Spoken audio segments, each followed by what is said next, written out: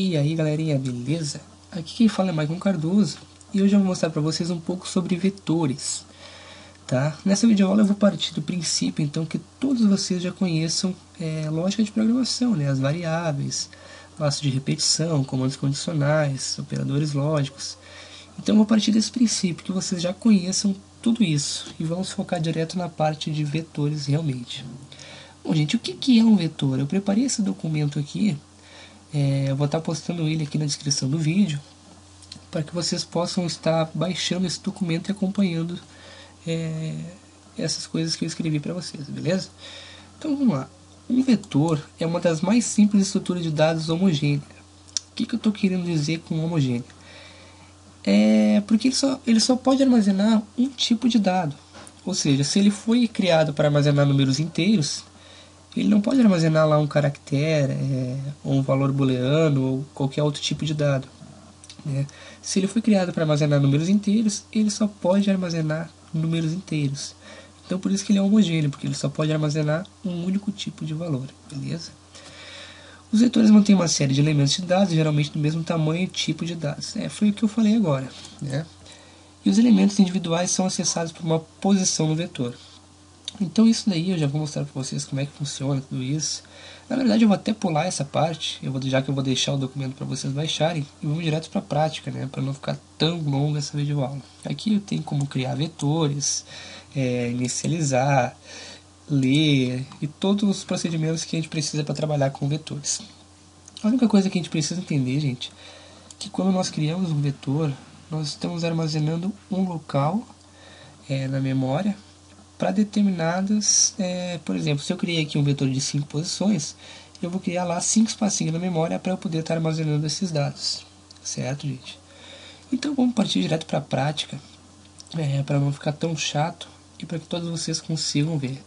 Eu vou abrir aqui o IntelliJ, que é a ideia que eu estou utilizando para desenvolver, e vou criar aqui, já que isso aqui é um trabalho, que eu estou fazendo um trabalho de estruturas de dados, eu vou criar um novo pacote aqui, chamado de aula 5, tá? E nesse pacote eu vou criar uma nova classe, que eu vou chamar de videoaula vetores, beleza? Tá lá. Gente, esse código aqui eu peço que vocês copiem, se não sabem para que serve, não se preocupem, isso daqui não vai vir ao caso para nós agora, beleza? Então essa aqui é a minha classe videoaulas. Eu vou criar aqui meu método main, public static void main. Isso daqui também apenas copiem, que isso daqui também não vem ao caso para nós agora, tá? E aqui dentro eu vou desenvolver de fato a minha aplicação. Então vamos imaginar uma coisa que assim, vamos imaginar aquele exemplo bem simples que quando a gente começa a aprender a vetores, nós vimos. Vamos supor que vamos ver aqui um exemplo simples para vocês. Vamos supor que uma sala de aula queira armazenar o nome de um aluno. Pelo conhecimento que nós temos até agora, esquecendo os vetores, nós vamos criar aqui uma string chamada nome e vamos mandar o usuário informar esse nome.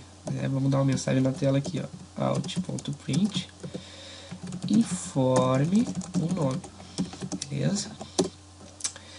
E vamos dizer que vamos criar aqui um objeto scanner, vou chamá-lo de input.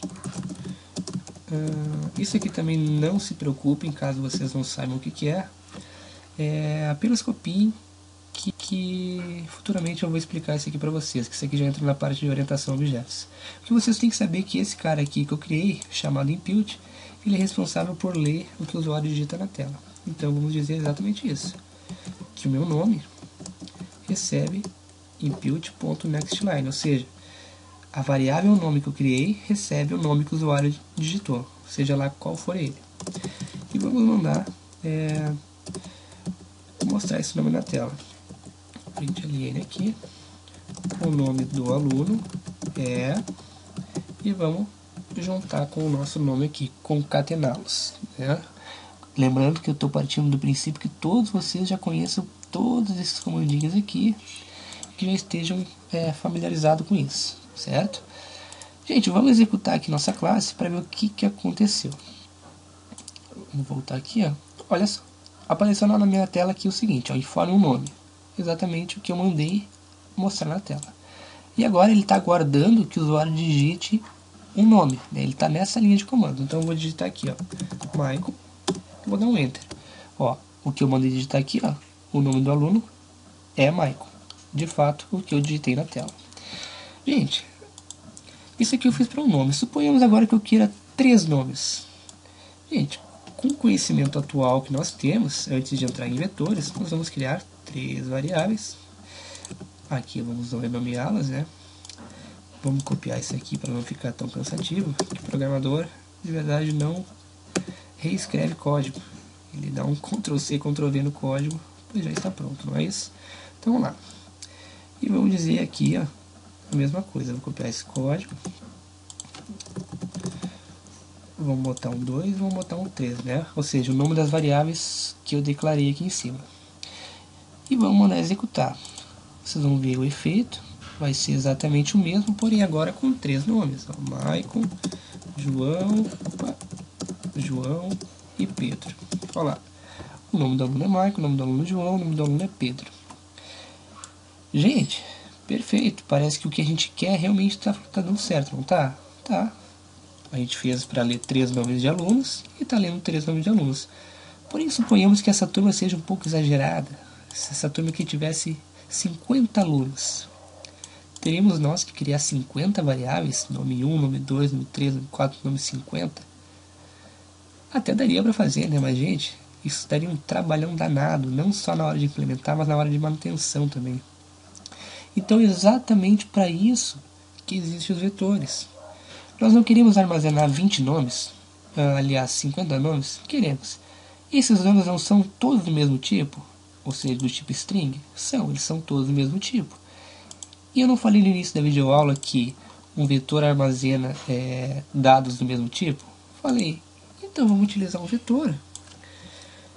Eu já mostrei para vocês como declara, né? Aqui está a declaração de string, aliás, a declaração de vetores. Então vamos partir desse princípio que vocês já saibam ou que vocês já tenham baixado o material. String nome, aqui eu estou de fato declarando um vetor, mas eu ainda não criei ele. Então para eu criar, eu vou chamar o construtor aqui, ó, dizer que vou instanciar ele, né? E eu não queria 50 nomes, eu queria, então eu vou declarar nesse espacinho aqui, ó, a quantidade de elementos que eu quero no meu vetor. Se é 50, vamos deixar com 50. Se é 5.000, deixamos com 5.000. Ou seja, em uma única linha de comando, eu fiz o que vocês iriam fazer em 5.000 linhas, não é? Criar nome 1, nome 2, nome 3, nome 5.000. Então é isso aí, é exatamente para isso que serve um vetor, para facilitar a nossa vida. Mas nem sempre, gente, isso aqui nos traz um resultado positivo, e a gente já vai ver isso daqui a pouquinho. Só vamos voltar aqui a fazer o mesmo exemplo. Eu vou criar um vetor de 3 posições e vou só botar aqui nomes, né, que é o nome da nossa nova variável, e vou ler esses 3 nomes também. Gente, mas como é que a gente faz? Antes a gente botava o nome da variável aqui. Vocês estão vendo que eu estou botando realmente o nome da variável, ó, nomes. Eu escrevi nomes, só que está dando um erro. Em todos eles está dando um erro. Por que está dando um erro? Porque o vetor, quando eu criei ele de 3 posições, não é? Foi esse cara aqui, eu criei de 1, 2, 3 posições. Porém, cada posição dessa é identificada com um índice. Ou seja, a primeira posição é o índice 0, a segunda posição é o índice 1 e a terceira posição é o índice 2. Ou seja, se eu quero ler essa primeira posição, eu simplesmente vou dizer que o meu vetor na posição 0, ou seja, abre e fecha colchete aqui, e na posição 0 eu estou lendo. Mesma coisa aqui, na posição 1 e na posição 2. Da mesma forma que eu faço para a leitura, eu vou fazer para mostrar na tela. 0, 1, 2. Eu vou executar de novo. Vocês vão ver que vai dar exatamente o mesmo efeito que deu antes. Michael, João e Pedro. Olha só, exatamente o mesmo efeito. Mas, Michael, se o resultado foi o mesmo, por que eu vou complicar minha vida em aprender uma coisa que eu ainda não sei, se eu posso fazer daquele jeito? exatamente pelo que eu falei. Se fossem aqui, ao invés de 3, se fossem 3.000. Tá entendendo? Então vamos, né? Vamos aceitar o vetor como uma forma de ajudar, de simplificar o nosso código. Gente, só que normalmente, para fazermos isso, nós não utilizamos esses comandos assim, ó, porque aqui ainda está grande. Eu posso fazer isso aqui diminuir? Posso. Suponhamos que fossem 6 nomes aqui, ó. Agora, vou trocar o valor aqui de 3 para 6. Eu teria que botar aqui, ó. Tenho 3, 1, 2, 3. Lá embaixo é a mesma forma. Se esse comando aqui se repete várias vezes, eu posso entrar no conceito de comando de repetição, não posso? Vou criar um for, então. Lembrando que eu estou partindo do princípio que todos vocês conheçam lógica de programação. E já conheço, por exemplo, um comando de repetição como este. Então aqui eu vou mandar a mesma coisa. Usuário informe um nome, não é? E vou dizer que o meu nome agora aqui vai entrar uma coisa diferente. Eu não estava botando antes 0, 1, 2, 3. Não estava botando? Tava. Só que esse meu i aqui, ele não está recebendo valores e está se auto-incrementando. Ou seja, se ele é 0, daqui a pouco vai ser 1, daqui a pouco 2. Vai. Então eu vou dizer que o meu nome na posição i, que inicialmente é 0, recebe meu input.nextLine. O que está acontecendo? Na primeira vez que ele fizer isso daqui, ele vai ser 0. Então, meu nome na posição 0, que é o que eu quero realmente, vai receber o número digitado. Vai voltar agora, vai incrementar em 1. O meu i agora é 1. Então, meu nome na posição 1, que é a minha segunda, vai ser exatamente isso. Incrementou é 2. Não é 2 que eu estava lendo? Exatamente isso. E aqui eu vou fazer a mesma coisa. Eu vou dizer que um for int i recebe 0 e menor que 6. E vamos dar um i++ aqui para incrementar. E vamos ver o efeito? Só vamos botar aqui o i. Vamos ver o efeito? Gente, o efeito vai ser exatamente o mesmo. Porém, agora para 6 nomes, né? Vamos botar aqui Michael, João, Pedro, Maria, Adão, Jorge. Sei lá, eu tô inventando o nome aqui. Olha só. O nome é Michael, o nome é João, o nome é Pedro, o nome é Maria, o nome é Adão, o nome é Jorge. Gente, aqui deu 2 pisos, porque eu digitei realmente 2 pisos. Eu botei um primeiro aqui e um outro aqui. A mesma coisa para Maria. Tava meio afobado, tá? Mas o resultado foi esse. Então a gente já sabe criar um vetor, nós já sabemos ler um vetor, e nós já sabemos mostrar um vetor, certo? Vamos brincar um pouquinho mais aqui agora. Vamos ver quanto tempo já teve de aula. Tem 3 minutos, vamos brincar um pouquinho. Vamos supor que eu tivesse que ter as notas também de um aluno. Notas. Recebe 1000. De 6 alunos também. Eu vou botar 3 aqui para não ficar muito grande. 3. Tá. Então vou trocar aqui 3. Vamos copiar esse comando, porque eu vou ler. Aliás, esse comando que eu quero copiar. Vamos botar aqui informe a nota. Como a nota é um valor decimal, vamos usar o double aqui para não ter problema mesmo. Tá, informe a nota. Então minha nota na posição i recebe next double agora aqui. Show de bola, gente. Ele vai ler a nota, vai ler tudo que precisa. Vamos deletar esse carinha aqui. E vamos fazer o seguinte.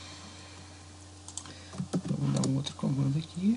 Esse aqui vamos copiar aqui para dentro. E vamos copiar outro aqui, ó. Sua nota vou botar aqui. Sua nota e vamos trocar aqui. Ou seja, o que eu fiz? Eu li o nome desses alunos, li as notas dele e vou mostrar na tela aqui nome e nota. Vou executar.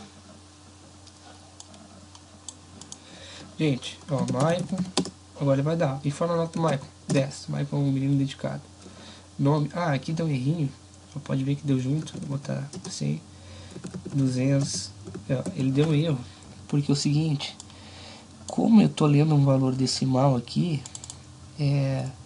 O meu Java ele interpreta que depois do valor decimal ou um valor inteiro, ele procura aqui o carinha chamado de /n, né, que é uma quebra de linha. Então ele não deu, ele já pulou direto ali. Mas vamos supor, como é que eu posso consertar isso? Vamos botar aqui assim, ó, vamos testar. Acho que aqui agora vai dar. Michael. Foi nota 10. Não funcionou. Vamos dizer então que aqui é uma string. Uma string. E aqui também uma string. Depois eu explico para vocês o que foi esse errinho que deu. Aqui só vou botar recebe next line também. Depois eu explico para vocês o errinho que deu. É um erro de interpretação do Java aqui para o modo console. Tá? Michael, nota é 10, João, a nota é 6, Adão, a nota é 8. Aqui eu também tinha feito isso.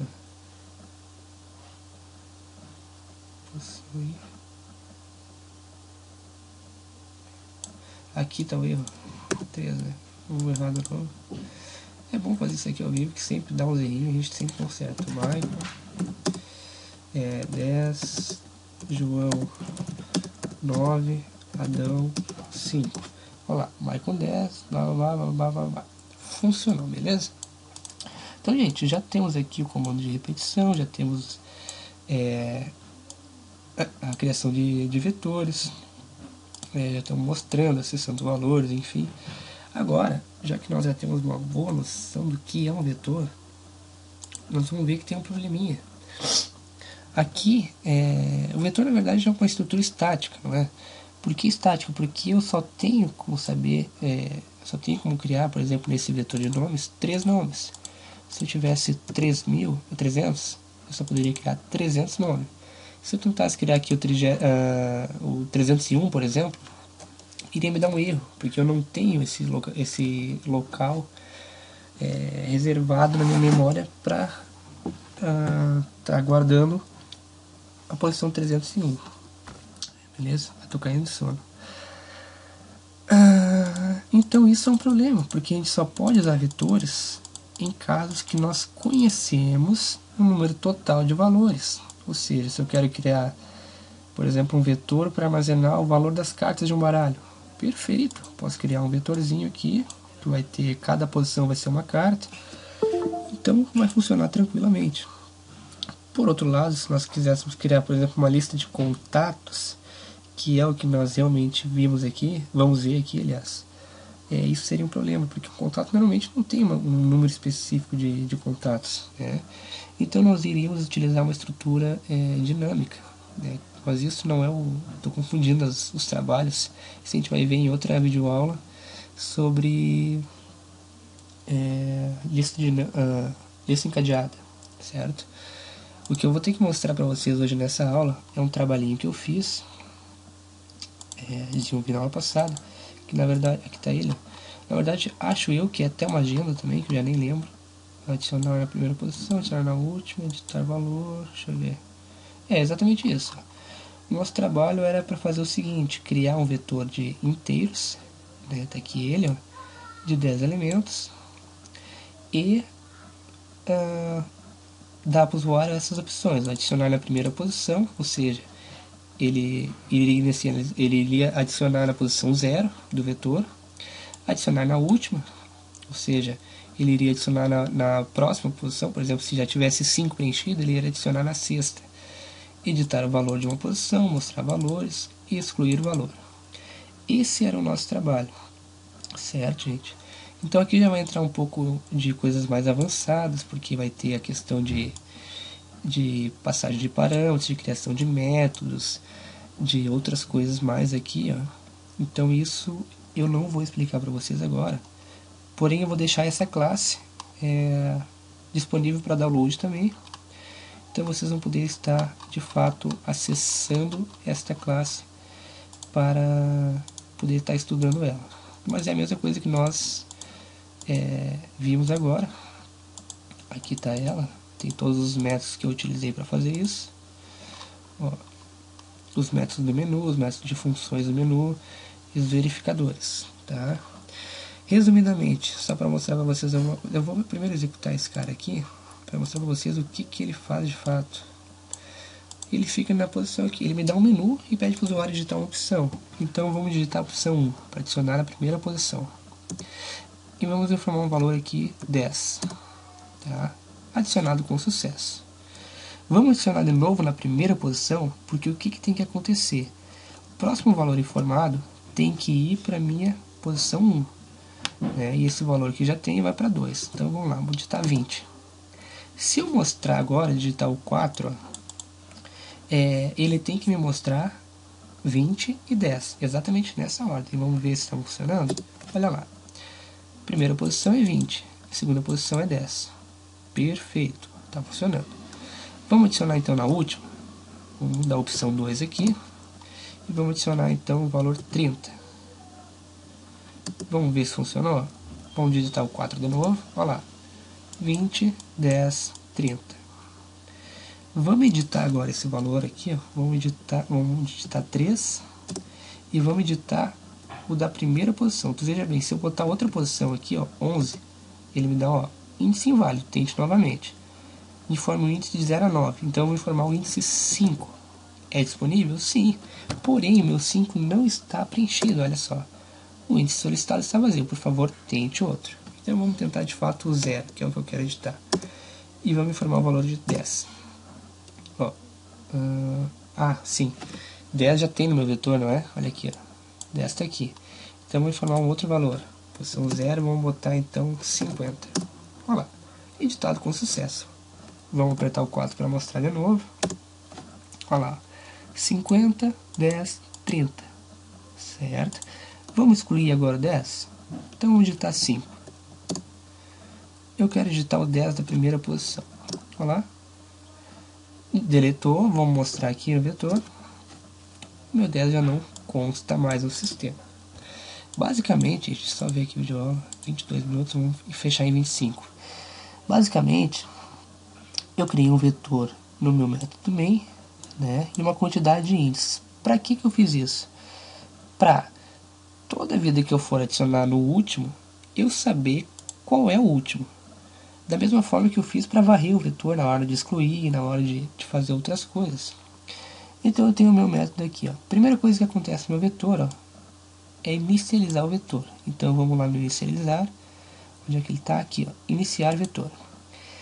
Esse cara, eu usei aqui uma função já pronta do Java, mas isso aqui é referente a esse cara aqui. Ó. Para int de 0 até a quantidade de elementos que tem no vetor, ou seja, 10, eu digo que o meu vetor na posição i recebe 0. Ou seja, estou inicializando todo ele com 0. Isso é a mesma coisa que esse cara. ArrayFill, vou passar o meu vetor que eu quero e o valor que eu quero. Ou seja, para todos os índices desse vetor, eu estou setando o valor de 0. Se eu botasse aqui 1, ia ser 1. Então, 0. Próxima coisa que ele faz é mostrar o menu. E ele passa por parâmetro o índice e o vetor. Por quê? Para que na hora que eu escolho uma outra opção aqui, ó, na hora que eu verificar a operação no menu, eu consiga saber todos os elementos que tem no meu vetor e qual é a quantidade de elementos que eu já tenho. Então eu sempre tenho que passar por parâmetro o meu vetor e uma quantidade de índices existente no vetor, para que eu consiga estar de fato manipulando isso. Uma coisa interessante que nós temos que saber é que o índice é um valor primitivo. Por quê? Porque ele é do tipo inteiro. Então ele é passado por valor, diferente do meu vetor. Mas o meu vetor também é do tipo inteiro. Sim, só que o meu vetor, no momento que eu crio ele, ó, no momento que eu instancio um vetor, isso daqui eu estou criando um objeto. Tá, gente? Isso aqui não vem muito ao caso eu explicar para vocês agora, porque na cadeira de estruturas nós nem entramos em orientação de objetos ainda. Mas enfim, para que vocês saibam, quando eu passo um objeto por parâmetro, eu não passo o valor dele, eu passo a referência. Ou seja, Se eu manipular esse vetor aqui dentro, localmente aqui dentro do meu método mostrar menu, automaticamente eu vou estar manipulando este mesmo vetor aqui. Diferente do índice. Se eu manipular o índice aqui, ele vai continuar sendo 0 aqui no meu main.